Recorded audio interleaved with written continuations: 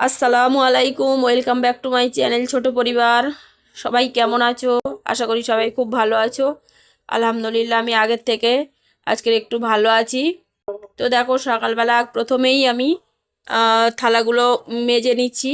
আর দুই একটা জামা কাপড় আছে, সেইগুলো একটু সার্ফ দিয়ে ভিজিয়েছিলাম। আজকে সার্ফও শেষ হয়ে গেছিলো, তো অল্প একটু ছিল, তাই দু তিনটে জামা আমি ভিজিয়ে দিয়েছি। তা থালাগুলো মেজে ঘষে আমি পানি ঝরাতে দিয়ে দিয়েছি। আর এদিকে কাপড়গুলো আমি একটু কেচে নিচ্ছি। তো এখনো বিছানা তোলা হয়নি, ঘরও ঝাঁট দিইনি, উঠোনো কোনো কাজ হয়নি। আর সবার আগে এই কাজ দুটো করে নিলাম, কারণ বাইরে রোদ হয়ে উঠে গেছে। আর প্রায় আমি উঠেছি প্রায় 8টা সাড়ে 8টার দিকে। তো আমার যেহেতু দেরি হয়ে গেছে, ওই জন্য করে আমি এগুলো আগে বাইরের কাজটা করে নিলাম। তো তারপরে দেখো, কেচে ধুয়ে নিয়ে আমি এখানে মেলতে চলে আসলাম। তো যেহেতু সোয়েটার আছে, প্যান্ট আছে, এগুলো মোটা জিনিস, ওই জন্য করে একটু আগে আগে কেচে আমি ওগুলো মেলে দিলাম যাতে শুকিয়ে যায়। তো এগুলো শুকিয়েও গেছিলো সব। তো তারপরে ওগুলো মেলে নিয়ে দিয়ে তারপরে আমি এই বিছানাটা তুলে নিলাম। তারপরে ঘরটা ঝাঁট দিয়ে আর এই বাইরে বার করে দিচ্ছি। তারপরে আমি উঠানটা ঝাঁট দিয়ে নেব। আর তার ভিতরে বলি বন্ধুরা, আজ 3 4 দিন 3 দিন এখানে পূজা হচ্ছে, গ্রামের কালী পূজা। তো প্রচণ্ড মাইকের আওয়াজ, তো কথা বলা যায় না। যদি কোনো অসুবিধা হয় মানে ক্ষমা দৃষ্টিতে দেখবে। তো যাই হোক, জানি না কতটা আওয়াজ যাচ্ছে। তো তারপরে দেখো আমি উঠানটা ভালো করে ঝাঁট দিয়ে নিচ্ছি। আর বাইরে কিন্তু বেশ রোদ উঠে গিয়েছে, দেখতে পাচ্ছ।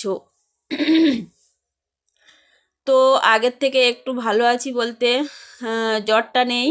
আর সর্দিটা আছে প্রচণ্ড, কাশিটা একটু কম আছে।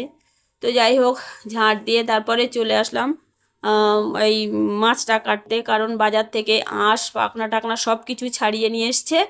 আর আমি শুধু এখান থেকে ঘষে ধুয়ে নিচ্ছি। তো আমি এটা ঘষে নিয়েছি আর তারপরে কিন্তু এটা কেটে নিয়েছি, পরে কিন্তু আবার ভালো করে আমি ধুয়ে নেব। তো বাজার থেকে বাঁধাকপি, কড়াইশুঁটি আর মাছটা নিয়ে এসছে। তো বাড়িতে আছে ধনেপাতা আছে, কাঁচা লঙ্কা টঙ্কা সব কিছু আছে। তো আজকের আমি বাঁধাকপি ভাজা করব।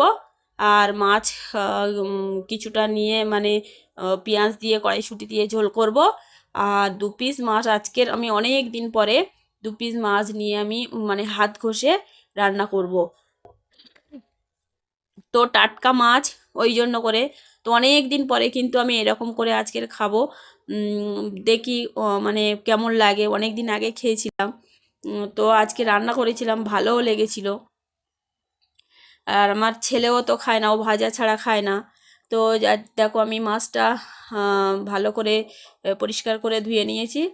আর এদিকে কিন্তু আমি উনানে ভাতটা বসিয়ে দিয়েছি। আজ 3 4 দিন উনানের ধারে বাড়ে আসিনি, কারণ শরীরটা খারাপ ছিল। আর আজকের মনে করলাম যে ভাতটা বসিয়ে দিই উনানে, আর বাদ বাকিটা আমি গ্যাসে করব। তো এই জন্য করে দেখো একটু ফেটে গিয়েছিল, আর আমি কাদা ধরাতে গেছিলাম। তো এই যে দেখতে পাচ্ছি উনানের গায়ে ভিজে ভিজে ওখান থেকে ওইটা পুরো ছেড়ে পড়ে গেছিলো। তো আমি আবার ওইটা তুলে ওখানে বসিয়ে আর একটু মাটি দিয়ে সাইড থেকে হাত দিয়ে ঘষে দিয়েছি। আর ভয় ভয় হচ্ছিল যে যদি আমি হাঁড়িটা বসাই, যদি আবার পড়ে যায় সব কিছু। তো দেখলাম পড়লো না। আর তারপর কিন্তু আমি উনুনটা ধরিয়ে দিলাম। আর এদিকে সেই মাছগুলো আমি এখন নুন হলুদ ঝাল মাখাবো, আর কিছুটা রান্না করবো, আর বাদ বাকিটা কিন্তু আমি রেখে দেবো, কারণ বড় মাছ আছে।